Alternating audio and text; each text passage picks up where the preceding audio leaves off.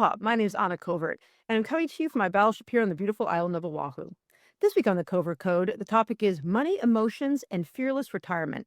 And my special guest is Mary Clements Evans, Forbes Books author of Emotionally Invested, Outsmart Fearless Retirement, and the founder of Evans Wealth Strategies. Mary blends financial strategy with emotional intelligence, helping people overcome their why money story and manage triggers, including FOMO and fear of running out, which I think is so clever. She helps people design for retirement and really truly live the lives that they seek. So thanks so much for being here today, Mary. Oh, thank you, Anna. It's a pleasure to be here. So to kick us off, I like to ask everyone to, you have a fascinating story, but what is your little Cliff Notes version of how Mary got from where she was to where you are today? Well, I came out of college after starting from home ec and then switching to accounting. That was a big change, by the way, but uh, home ec can't work out. But I spent about 25, 30 years in corporate America in the finance department. And the company I worked for was, just dissolving. And so I had to decide what I wanted to do. I was my mother's caretaker, so I didn't want to move. So I turned down the job as a CFO. I took a job as a financial advisor. And I thought, I'm going to be so good at this because I understand stocks and bonds and, and markets and all these things. And so I started down. I didn't realize I had to get clients. I hadn't really thought that far. So that was something new that I had to do. Wasn't real good at that at first. But I did find out that I absolutely love this. I didn't care for the place I was working for at the time. And I thought, I have to do this my way. And so 17 years ago, I started my own firm. And my goal was just to pay my bills and pay the bills of the young woman with me. And now with Raymond James, we're number, I think, 22 across the country. So it's gone really well for us, and it's been such a pleasure and a privilege to do this for people. I bet that's really wonderful. So, everyone always asks me, so I'm going to ask you, why? Why did you decide that now is the time to write this book? Well, I actually started, somebody asked me, how long did it take you to write the book? I said, technically 15 years. So after I was in this for a while, I thought, we're not going about this the right way. This isn't what people really need. And I started to make notes and, I was very busy growing the business, just, running around like, as when you start a business, you're like a chicken with a head cut off. It's like, oh my gosh, I have an hour free. And about a year and a half ago, maybe it was 2 years now, I was at a Forbes event on a couple Forbes lists. And I was yakking about the book and, always talking about this book I want to write. And I guess somebody passed it on to Forbes and Forbes called me and I pitched the idea and they loved it. And they said they want their name on it. So I'm like, all right, this is God telling me, I guess it's time. Let's Right. do this thing. And so I did. And much to my surprise, it's going really well. Wow. I never really thought anybody would buy it. So this is a shocker. Wonderful.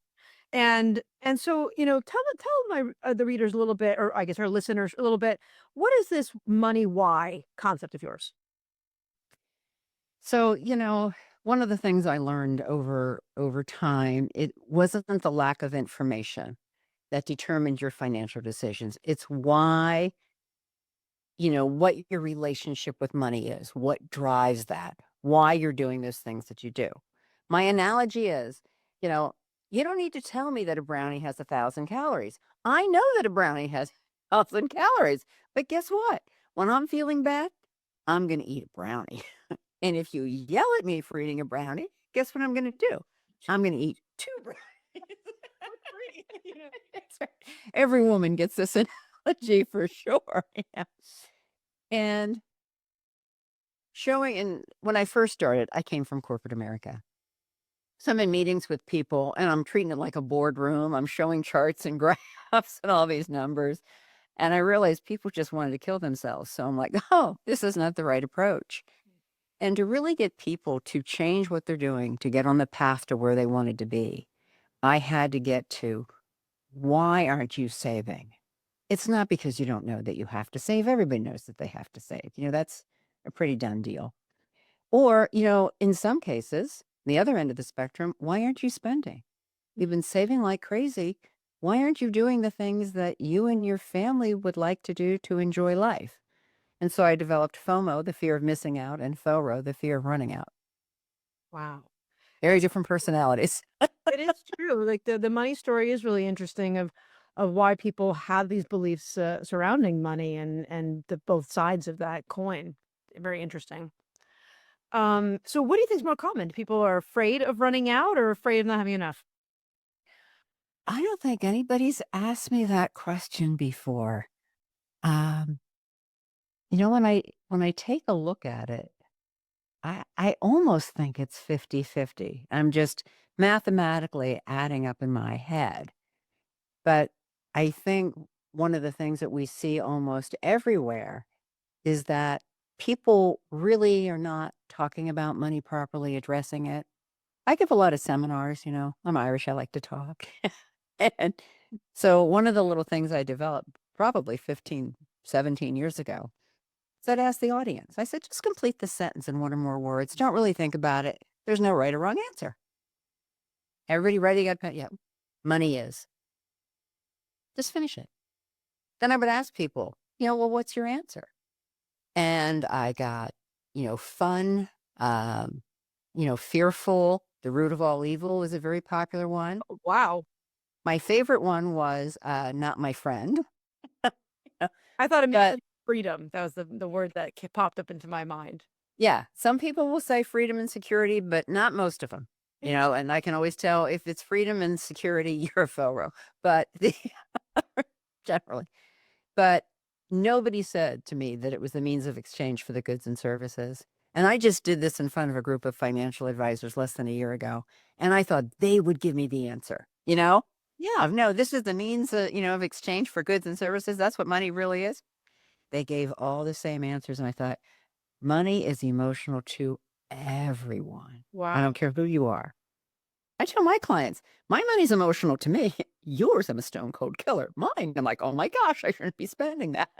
Right. Well, I mean, it's like I was watching. I like Lewis Howes at the School of Greatness. I'm not sure if you're a podcaster Yeah, yeah. about the money story and interesting. And he had a guest on. He's talking about kind of like the feng shui of money. The money's like a an energy, and you have to spend it to you have it has to flow. It can't be Yeah. static. What are your thoughts on that? Yeah, I mean, I really agree with that on a macro basis, but I find that people think because I'm a financial advisor, like I don't want you to spend money. Well, that's ridiculous because my definition of happiness is having enough money to spend on the things that give you pleasure today while knowing your financial future is sound. But you have to know that when you're just guessing at it, or you don't talk to your spouse about it, or you've not sat down and put a plan together, then it gets very stressful. But yeah, and this plan changes all the time because everything costs money and your life changes. It Oh, no. really does, and I think that, how do we as a culture I mean, because, I'm half Swedish, and in Sweden, people don't talk about money even more than they don't talk about money here, you know? Right. Yep. And, I mean, even asking someone what they make is very un-Swedish, like, you don't Oh, I worked for a Swedish oh, company for yeah, a while. like, why would you ever ask that, you know? No, no. Or you don't ask who what this cost or anything like that, you know? And it just makes me think, like, this is obviously not just one culture, it's multicultural and extends and what is the solution to kind of heal ourselves? I mean, is there a way do we need to talk about money more in school? I mean, what do you think? What do you recommend? Oh, boy, do we need to talk about money more. I would love to see courses on money start at least in junior high. But, if we can't do that, let's start in high school basics because kids don't talk to their parents about it, parents don't talk to the kids about it. But what's really shocked me when I got into this career, a lot of spouses aren't talking to each other about it. They talk about the bills, they know what the electric bill is, they know what the car costs, that type of thing. But the real deep rooted long-term planning, the total monthly spend, and I have a lot of people tell me they're not going to talk about money until they're sitting in my office. That's the only time Wow. that they talk about it. My feeling is that a lot of this, why they don't talk about it, is people are afraid to be shamed. They're afraid to be yelled at. I hate that. I just Don't yell at me for eating the brownie. As I said, it's not going to work. Right. Well, and I think that it is. It's like all that fear. I mean, I when I first went to Hawaii, I was part of this junior advertising group called Ad Two, and it's for people under 32. And once a year, we pick a nonprofit, and I was in charge of this one year, and me and my partner picked Consumer Protection Service of Hawaii. So it was like a for bankruptcy help for Mhm. consumers, right? And what we found in it is that credit cards, especially in you know there's so many, I mean, suicides linked to debt. There's especially Yes. when children, go into, they graduate from high school, they get to college, and they're, being fed on and predators out there, giving them their first credit card, and then they're so afraid that and they don't have that much debt on there, but it's too overwhelming that they now decide to end their life. I mean, it's like really getting bad. Yeah. And one of the things that also surprised me and terrified me and made me, approach this very differently than I was taught when I became a financial advisor. When I meet a couple for the first time, I don't know, what they do for a living. I don't know how much money they have in a bank, nothing. I guarantee within the first 5 or 10 minutes, one or both of them are going to start apologizing to me for not having done enough, not having known enough, and I haven't even asked them really any questions yet. So I like to use humor because that sort of brings the temperature down. I say, "Oh, you want me to judge you? Well, then I'm going to have to charge you more because it's a lot of work and I don't like doing it." And you can you can feel the temperature in the room, just relax and go down. And now they want to talk to me because I don't want to badmouth anybody, but a lot of the help that's out there and well known, they yell at people. Wow. And then shame. And I love Brene Brown. I don't know if you read any of her stuff. No, I haven't, but I will check it out. Oh, she is probably the foremost authority on shame research in the country. And, I quoted her in my book too, because we have to stop this and, stop yelling at people for things. Teach them, help them understand what emotions are behind their decisions.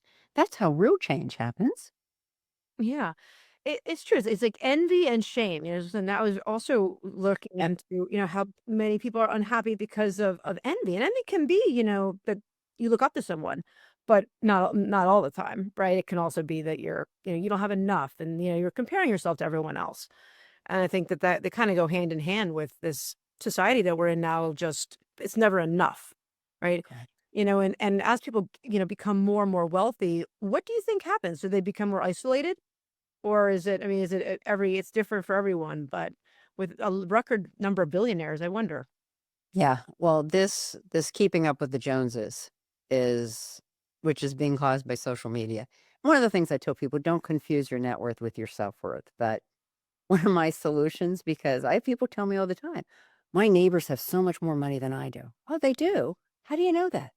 You should see their house. You should see their car. What I would like to do is get neon signs on top of cars and houses that mention the debt Right? that is left on it.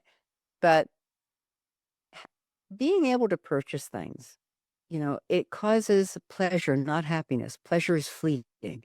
So you buy something, and guess what? Tomorrow there's something else that you see on social media or that you see somebody else has. And we have to start, I think, when our kids are little.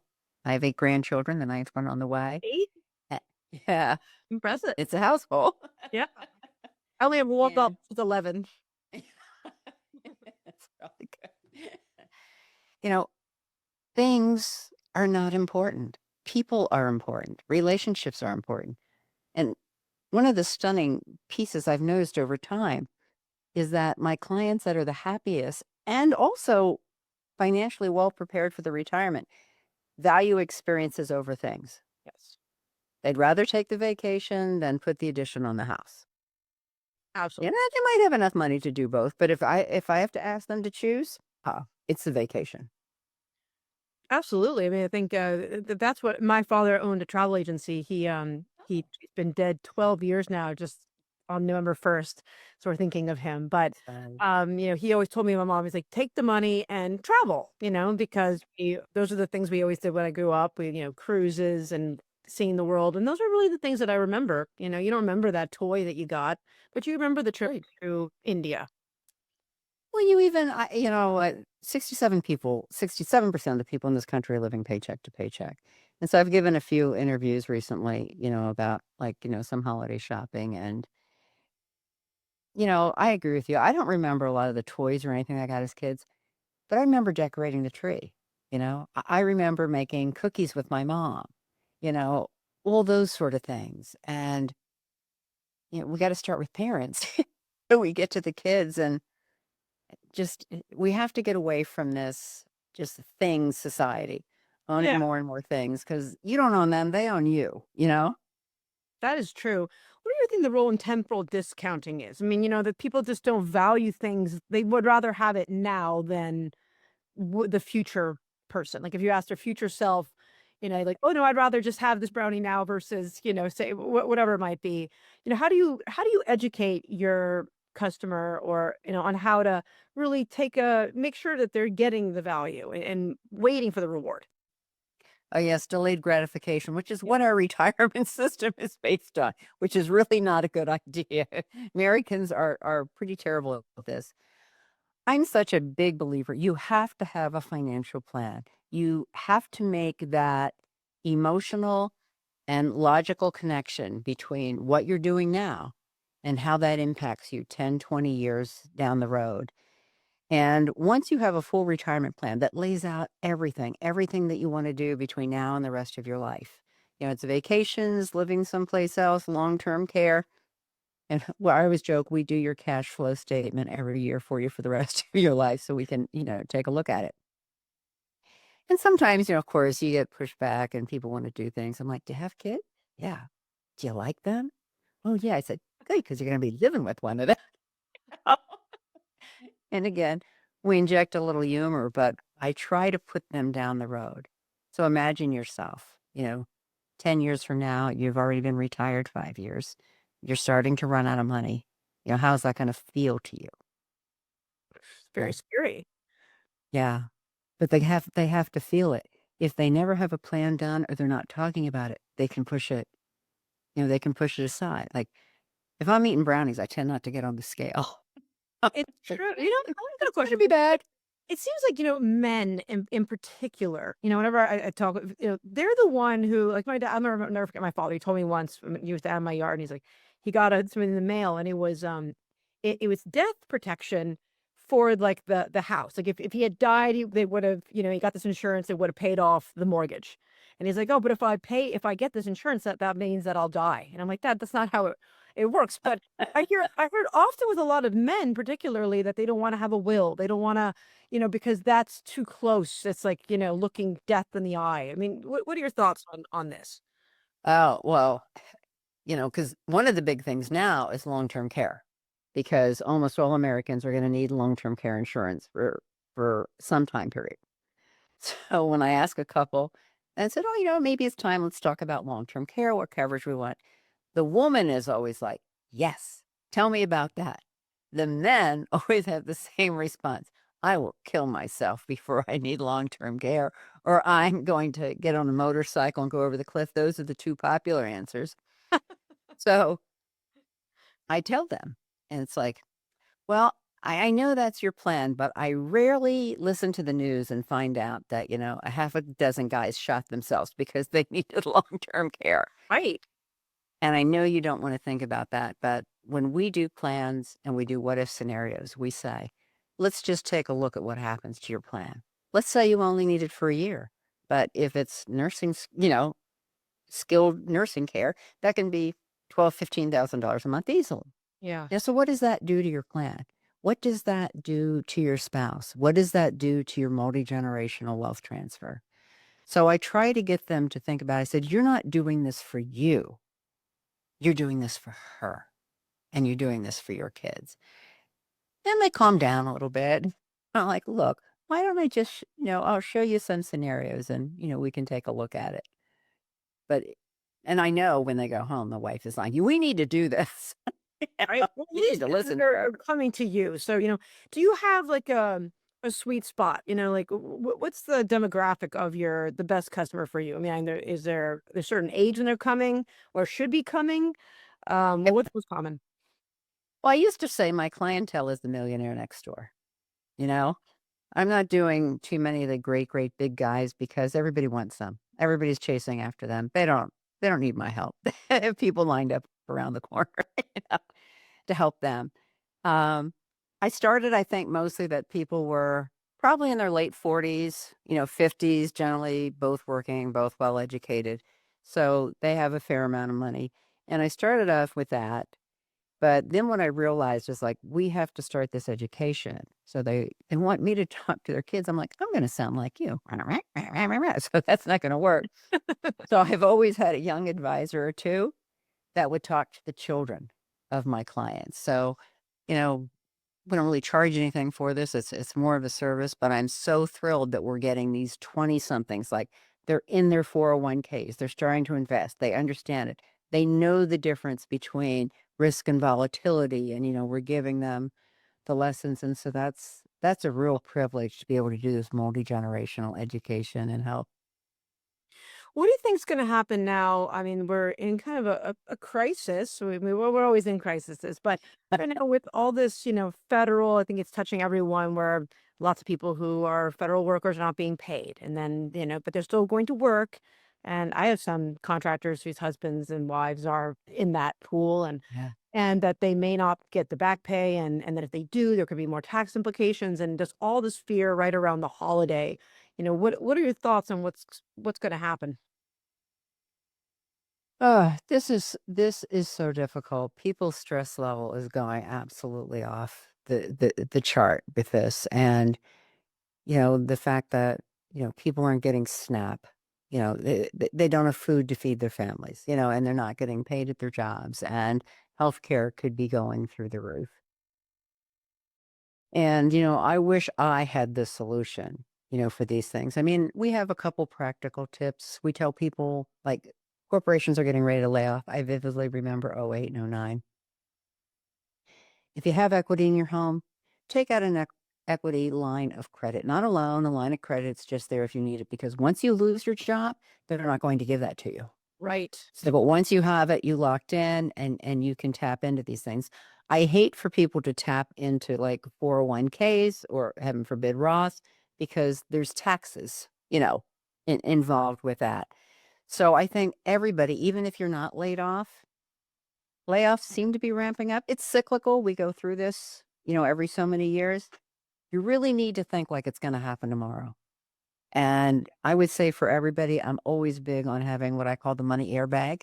Something goes wrong, poof, it opens up and maybe build that up a little further than you might have, if you can. But I know a lot of families like they have nowhere to go. They just don't. They're maxed out. They are paycheck to paycheck. And I know some of these people end up cashing out with small 401ks that they have. And the burden for retirement shifted from the worker, and the employer and the government to you. And so many safety nets disappeared. The law was passed in the late 70s. This really started to happen in the 80s. You might just have heard Kodak got rid of their pensions. And so people without pensions who have to depend on delayed gratification, they're saving for their own 401k, they're going to tap into that little safety net that they have. And I think as a country, we need to start thinking about what's really important to us. Because some people, they can't do it themselves. I grew up poor, you know, and my dad had a 2-ton piece of machinery fall on him, you know, when he was in his 50s and he was out of work for quite a while. And, 5 kids, and my mom and my parents had both taken care of their siblings. And I know what hard is, and we were smart and hardworking. But it was like if we didn't grow the food, I'm not sure we would have had enough to eat. But we grew most of our own food. And I just don't know what these families, are going to do. And I think if the government isn't going to change rules to help them, I think all of us need to find a way to help. I know we're working at a food pantry here and going to provide whatever they need. Yeah, I mean, I think that's really very thoughtful advice, because you just never know, and I think that that's the part of this is that, you can live in fear but the fear is part of what they're trying to the control, right? Yeah. And, using, even if, I remember one of the things I read in Lewis's book, it was, a lot of people, they're too afraid to log in to look at their credit card, or the bank account, right? And you're Right. like, don't look at it. It doesn't exist, and then, Correct. but that's the thing. If you don't take care of your money, then it won't take care of you. And I think Yes. even myself, like I had an assistant for a while and she was depositing checks and I kind of zoned out a little bit of some of the like looking at the statements from the company. And then when she moved to the mainland and I started doing it myself at first, I was immediately like, oh no, I don't have time for this. But now, Mary, I gotta tell you, I'm still excited when I get the Amex bill and I'm like with scrutinizing it. And I found a lot of things that I didn't know we were still paying for. Subscriptions and Yes. then I felt like a little down on myself, like, wow, if I had been doing this I probably, who knows how much my company, like, paid in fees that I didn't know about because I maybe, what is my responsibility to look at these things, right? But Yeah. it's really just knowing that, if you do, it's not as scary when you are paying attention to it, I think, and that's what we all have to recognize, like, just you have to, it has to be something that you're caring for. You can't hit a target you don't have. So you have to read it. You have to take your head out of the sand. I completely agree with you. And when you do, you're actually going to feel much better. And I do encourage people to please sort out, they understand the difference between a need and a want. And I think we have conflated that like, oh goodness, you can't be seen, being photographed in the same outfit twice. I only change clothes because I change sizes, I, you know, I could care less. And we just, we have to get to some of that because things that we think that we must have. And I do a thing on like the Starbucks dilemma. A lot of people, even buying one drink, and I call it like a mocha loca. I don't know. I don't drink coffee. So I'm this wired with just tea. So you just buy one of them a day. That's $3,600 a year. You like coffee? Get an espresso. It's $1 a day. You Yeah. save yourself. Yeah. And I do encourage people, like exactly what you're doing. Look at every line item. What are you spending? Is there any way to get it cheaper? Is there any way to get a different substitute? Or do you really need it? Yeah, that's Yeah. right. Yeah. I think it's interesting. It's the social media and just yeah, it's almost, do you have any tips on, or what do you do when you're going to evaluate what you need? Like, do you like take you don't just like immediately buy something? Do you have any kind of like, ways people can go through to identify quickly if it's really something that they need, or they have to just be aware? Yeah, I think awareness is the key thing. One, I hate shopping. I just absolutely hate it. That's just not who I am. So I got that lucky gene, because I don't. But I think a lot of what you have to do is what I say is pause for the cause. So what happens is, and I tell this story because it's a good friend of mine. She did recognize herself in the book. So I think we'd been to the shore for the weekend, and of course she wanted to go in this furniture store, and I'm like, okay, whatever. Maybe they have some chocolate in there for me. So I go in, and she sees this beautiful mirror that has these shells on it and everything. It was very pretty. And oh, I have to have this. Oh, we have to get this. Will this fit in your car? And she was all excited. And I'm like, I don't think you need a mirror. I've been to your house. And I said, tell you what, why don't you just think about this for a minute? Why don't we'll go to dinner and tomorrow, if you want the mirror, come back and we'll buy the mirror. Because I could hear her, like, her heart rate was increasing. I could hear the excitement in her voice. And I'm like, wow, this is fascinating. So we go to dinner, we get up the next morning and I said, hey, you want to go get that mirror? Nah, I don't need the mirror. It's fine. And I'm like, so if Mhm. I can separate you from this thing that's providing the dopamine and the adrenaline and telling your little brain, gotta have it, you do much better.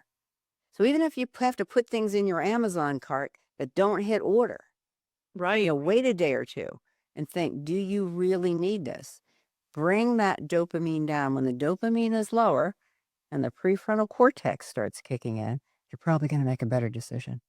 That is interesting. I've seen that.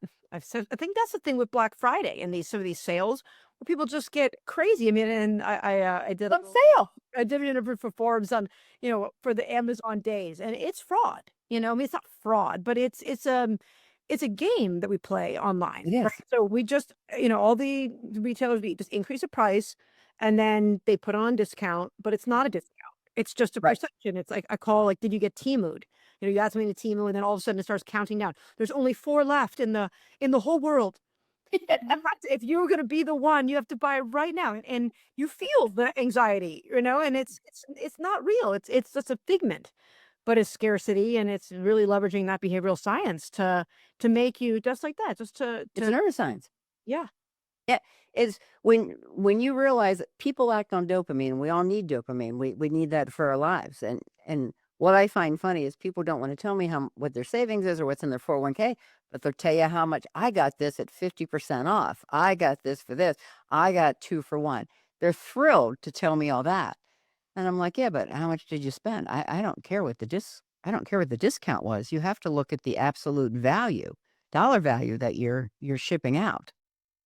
It's true, and it makes me think, you brought up my daughter. She just started middle school, and she's going to a private all-girls school, and they have uniforms, and Mary, it is Thank God. a dream. I mean, I mean, and they're also happy, just and I think this is such an equalizer, because I look at other schools and just, this I think everyone should have a uniform. I I mean, do too. yeah, You're like the first mom I've talked to because, like, I am such in favor of uniforms.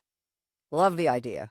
yeah, yeah, Yeah. and, Get but yeah. get rid of this stuff because all this social media and just the way it's presented, and even now all the ads are like 10 seconds. You're right, and you got to have it now. And gambling, like, oh my gosh, I just lose my mind on all the gambling apps that are I can tell you so many bad stories about, and people you wouldn't think.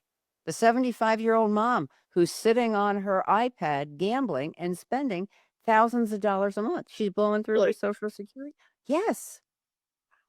Like, I don't even understand how it works because I've never even spent a quarter for We gambling. don't even have gambling here in Hawaii. People still figure out how to do it. They have like underground gambling but yeah, I mean, I like to win. That's why I don't like to gamble because I like to win, So it's like I know eventually I'm not going to win, Most of the time you won't win. Yeah, the house my dad used to say the only people that come out of Las Vegas with a small fortune are those that went in with a large one. Yeah, it's true. Like, but it just lights it up. Like if you watch a football game, it's now just constant. And now I don't really understand this, but you can bet on like every play and every player and what's going on. And particularly young men are losing so much money through sports gambling. It's terrifying. They can't make car payments. They can't pay their rent because they're spending it on gambling, sports gambling Wow. And that's allowed everywhere in mainland? everywhere. Yep. I think that's everywhere. Jeez. I don't know if you're a football fan, but watch a football game and you will see, I don't know, 20 ads for it. And it's so bad now that the commentators, my husband's a big football guy, so yeah, I sit there. But they have, even the commentators beforehand are talking about it. And it's a whole lingo, which I don't even understand. And I'm like, are they talking about gambling? My husband's like, oh, yeah. Yeah. Everybody's in on it now. It's crazy. Wow, that's really shocking. I mean, and then what are they gonna do with the players? It makes me feel like that's becomes almost like, now are you gonna be paid to not make a hit because of gambling? Like it just changes the dynamic of the sport. Wow. That's They what they I just think about. Yeah. they just arrested a bunch of guys from the NBA who were caught in a gambling ring. So you're spot on. And now people are wondering, well, is this game for real? Right. I mean, it's just like the fake wrestling, you know? Right. I mean, I mean, pretty much. It looks good, but you know that I mean, it's not legit. They know who's going to win before anyone gets in that ring. Yeah. Yeah. Wow. Well, it's a wild world out there, I guess, So is there any daily practice that you use or what is something that Mary does every day that our listeners might decide to do so they can be more like you? I don't know if anybody wants to be like me, but you know, I think. Yeah, I think one of the most important things is we talked about not having your head in the sand. Mhm. And I think everybody needs to know how much money they're spending, not necessarily every day, but every month. Yes. And I don't ask people to break out what they're spending it on because I don't really care, but you have to have a budget and stay within that. And so you need an easy way to track that. Now, like me, I have the numbers in my head. Like I already know, like every time I see my bank statement, oh, something's not right here. But that's not the vast majority of people. But there are apps like I think there's one called Monarch. Mm. And what's interesting about Monarch is it will even break down your Amazon, bill into categories. Wow. Like asking people to sit down and write down what they spend or keep a tally of it, they're going to do that for 2 days and then they're going to hate it. Like I don't want to write down how many calories I'm eating either. If somebody could just tell me at the end of the day how many I've eaten, that would be great. But that's what these apps do. So it'll tell you, it's like, hey, this month, your total bills amounted to $5,000. Then if you go $5,000, well, where'd we spend it? And then it breaks it down. And people are stunned. Like one of the things that almost everybody's shocked about is how much money they spend on eating out. Mm. Whether it's McDonald's or some fancy restaurant, eating out's a big ticket item. And so many people are, even like relatively young people in their 30s or 40s, they're spending more on eating out than they are on their mortgage. Wow. Mm-hmm.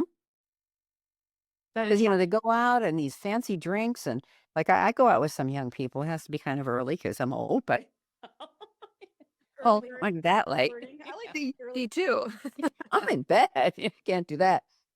But I'm stunned. And I really don't drink much either. But these bourbon-y drinks or whatever, they're like 15, 16, $20. And they're each having two of them. And you do that a couple nights a week. I can really add up. Definitely. But you can't change something if you don't know what it is you're doing. So, do something like Monarch, do something that's automatic. You don't have to think about your money every day, but please try to think about it once a month. That's great tips. And what's for you? What's next for Mary? Are you I know you're doing a lot of public speaking. How do people find you and learn more? Yeah, this whole book thing has been quite the whirlwind. I had no idea. I mean, if people want to, I do public speaking, but I haven't even really promoted that much yet. I do have my website, maryclementsevans.com and also evanswealthstrategies.com. We're trying to get a lot of educational materials out of there, a lot of blogs so that, you know, you can be anywhere and go on and hopefully get some helpful information that helps you, lead a better financial life than you might be, leading now. This book for me, it wasn't about growing my business. I'm pretty good at growing my business, but I really just want to change how we think and feel about money because you need money for everything in your life. And if you're not making good decisions and happy decisions, you're not going to have a good life. You're just not. And I'd like to change that. Well, that is wonderful. I think that you're 100% right and really commend. I really like your LinkedIn posts, I'll say. I Oh, thanks. watching those, and one that really drew out to me was this article you written in LinkedIn, and it was just about how, how hurt you can be, just in how many feelings can get hurt when people hide money. And I had an experience myself, with my ex-husband, and where he was a private chef. He is a private chef. We're friendly now, but at the time, I was down in the library, and that's where his office was, and I found a shoebox full of, it was like $5,000 in cash that he had been saving from tips.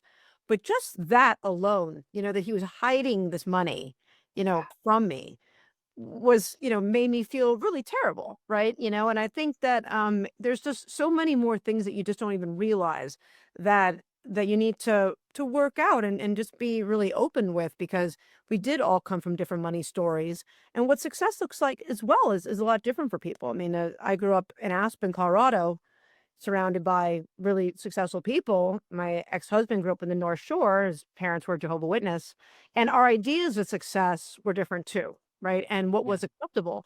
So I think it's just you're right. It's a big topic to unravel, but starting with people like yourself and just understanding that it's okay to not know what you don't know, and it's okay to talk about it and, and not be, you won't be shamed for that. Well, and that's what the book is trying to help the spender and the saver talk to each other. Understand where your spouse is coming from. Like, I'd like to know, why did your spouse feel he had to have this cash hidden in a box? But Yeah. financial infidelity is rampant. That's what I call it. It's like 40% of couples are hiding money from each other. And I would like that to stop. But you have to, like, if you're a FOMO, you get your dopamine from buying things for people. If you're a FORO, you get your dopamine from saving for your family's future. Neither is good, neither is bad. Understand each other and learn how to talk to each other. All right. It's imperative. A great place to end. Thank you so much for being here. For all my listeners, please join me next week as I interview another industry expert in a topic to help you succeed on and offline. Big mahalo, we just reached 56,000 subscribers on YouTube, and that's because of you. Continue to like the content, share with your friends so I can get more wonderful guests like Mary to share their insights and wisdom with us. I'll see you next week in the Pixels. Aloha. I hope you enjoyed this episode of the Covert Code Podcast. If you're loving the insights we share here, don't forget to follow us on your favorite podcast platform and leave a review. Your support helps us reach more digital innovators like you. Share this episode with your friends and colleagues on social media and help spread the word. And if you're in the solar space or just curious about where clean energy is headed, I'm thrilled to announce my brand new podcast, The Solar Coaster. This show digs into the real stories, trends, and challenges of the solar industry, with bold conversations and powerful takeaways you won't hear anywhere else. Follow the Solar Coaster now so you don't miss a single episode. Thanks for tuning in. See you in the Pixels. Aloha.